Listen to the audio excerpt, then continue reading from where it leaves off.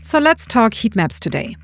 Imagine, it's 8:12 a.m., space is tight, the delivery is waiting, nothing moves, and the transports were on time.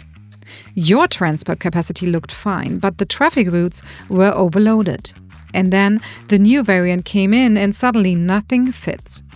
That's when planning turns reactive. But if you simulate your layout and transport flows as they actually work, under real load at real time with real data, you see it coming.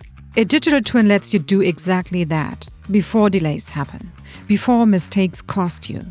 So let's talk heat maps again. Can you see your bottlenecks before they hit? And here's the kicker. The bottleneck wasn't your route. It was a 3-minute delay in one material call, repeated 40 times a shift, and that's not guesswork, that's data. And once you see it, you can fix it.